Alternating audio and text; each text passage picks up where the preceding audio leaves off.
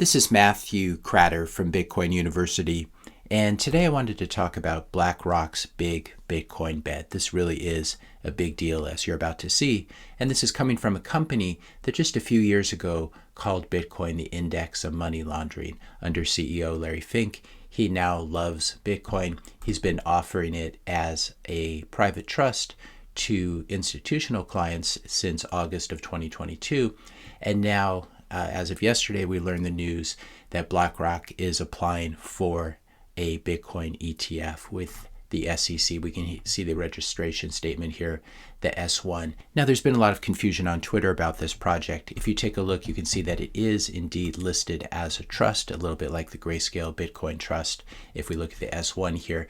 But this functions like an ETF, and that's the important thing to understand. This will function like an ETF with new units being made or destroyed daily. And for this reason, this BlackRock trust, if approved, should never trade at much of a premium or discount to NAV, to net asset value, unlike GBTC, which has been plagued by premiums and discounts like closed-end funds. And that's because it's not redeemable without doing some very difficult things. Unlike that, these units will be created daily and destroyed daily. And so there will not be any premium or discount. This is bad news definitely for Barry Silbert's crappy crypto empire, because the crown jewel of that empire and the main source of revenues has been Grayscale Bitcoin Trust, GBTC, and it's now going to have serious competition. They're no longer going to be able to get away with charging a 2% annual management fee. This BlackRock Bitcoin Trust, if approved, should have a fee that's much, much lower, probably less than 1% would be my guess. For those of you who still don't believe, because there is a lot of talk on Twitter about this, for those of you who still don't believe that this is a real thing that will function as an ETF, even though it says trust, we can take a look at GLD, which has been the gold ETF. Everyone refers to it as the gold ETF. It's technically a trust, but it does have redemption and creation of new units in the same way, and so there's no premium or discount. So this really is the real deal, this BlackRock Bitcoin Trust, this new Bitcoin ETF, if approved. If you're enjoying this video so far and you'd like to help support the channel, I just ask you right now to hit that subscribe button, hit the like button, and leave a short comment. So this is a really big deal. This is going to create massive demand for Bitcoin, this product, if approved. This is still an application, not yet approved, obviously, but it is by the most powerful money management group in the US that is also one of the largest tentacles of that octopus called the Fed. The Federal Reserve uses BlackRock to carry out a lot of their open market operations. And BlackRock currently has approximately 8-9 trillion under management. This is a huge, huge multinational company, as you all know. And the important thing about this product, if approved, will buy real Bitcoin. It's a spot ETF or a spot trust. It's not going to just buy Bitcoin futures like some previous ETFs that are available in the US and that have all these problems with decay because of contango in the futures curve. So this will buy real Bitcoin. Hint, BlackRock is not rolling out this product because it thinks that Bitcoin is dead. For all the people who say that Bitcoin is dead, all the critics of it that we hear about, you can now mention that BlackRock is rolling out a product. And they're not doing it to waste their time. They're also not doing it because they don't think that a lot of people want to buy Bitcoin in a brokerage account. Bitcoin remains king in this space, and the king keeps getting more adoption, more liquidity, deeper markets, and a stronger and stronger global brand that's now being recognized by BlackRock, who was one of the chief critics of Bitcoin just a few years ago. Now let's remind ourselves of what BlackRock is not bullish on, what they're not creating a trust for. They didn't apply to create a trust to get Cardano or to get Hex, and this is one reason why these cryptos continue to lose purchasing power against Bitcoin. We can see here Bitcoin appreciating against Cardano for a very long time, and same with Hex as well. And this is going to make it even worse because there's going to be all this new demand for Bitcoin and not new demand for all these unregistered securities.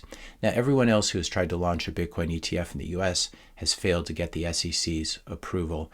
But I would guess, if I had to make a bet, that BlackRock, given its political power, probably gets this one. Now, it looks like BlackRock, this trust, if approved, will be holding its Bitcoin at Coinbase Custody, which is a branch of Coinbase. That will be the custodian. Obviously, that raises the question, what happens if all that Bitcoin sitting in the BlackRock trust over at Coinbase custody gets permanently lost? That wouldn't be a big deal. In that case, BlackRock has just made a pro rata donation to every Bitcoiner in the world.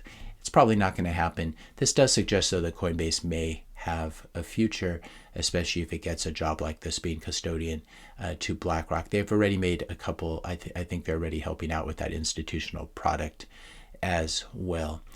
Another concern that people have, does BlackRock owning a lot of BTC, if this happens, give it additional control over the protocol? And the answer to this is no. Fortunately not, because Bitcoin is proof of work. Having more coins does not give you more power over the protocol in proof of work. Having more coins does give you more power over the protocol in proof of stake. So if it were proof of stake like Ethereum, you'd have a big problem. Hey, Ethereum, you better hope that BlackRock never wants to make an Ethereum ETF, because then they will have incredible control and they'll be able to stake that ETH and basically vote to change the protocol, vote to censor transactions, etc. So this is another reason ETH is a complete disaster. If you're interested in freedom money, it's the last thing that you should be holding in your portfolio. Another question I've gotten, will I be buying BlackRock's product if approved? Absolutely not. It's a unit in a trust that owes you Bitcoin. In this case, it's something more like paper Bitcoin than real Bitcoin. As the saying goes, not your keys, not your coins. This also gives all of us a really good reason never to sell our Bitcoin, or to try not to sell our Bitcoin. Do you really want to let BlackRock have a piece of the soundest money ever discovered? However, this is part of the natural progression of Bitcoin adoption and Bitcoin becoming adopted globally. And this makes it possible for many people to easily get exposure to Bitcoin in their retirement accounts. And this legitimizes Bitcoin even more in the eyes of financial planners, especially out-of-date, stuffy financial planners who've never really considered Bitcoin an asset class. They're now going to be forced to consider it. And they will also now, as they consider it, have a product to easily recommend to their clients that they can hold in a brokerage account really easily, or in a retirement account. So I would say, if you're holding altcoins thinking that the next bull market is going to bail you out and that you will outperform Bitcoin, it just might not happen this time around. Given this new Bitcoin ETF and the SEC shutting down unregistered securities that are masquerading as money, the next bull market may look very, very different from the last bull market. And I think there's a really good chance that Bitcoin massively outperforms everything else. Liquidity and high market cap beget more liquidity and higher market cap, because you open yourself up to larger and larger institutional investors and larger pools of capital. And we've seen this happen in the US stock market, where most of the returns and most of the capital allocations flowing into these market cap weighted indices has gone to the big winners, the largest market cap stocks like the FAANG stocks. And something similar should happen to this space.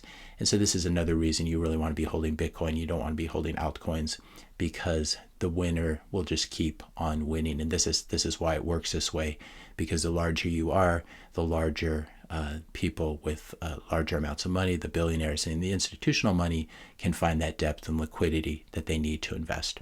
If you found this video helpful, be sure to hit that subscribe and like buttons. Hit the notification bell if you want to be notified when I publish my next video. And let me know your questions and comments in the comment section below. Thanks a lot for watching, and I'll see you in the next video.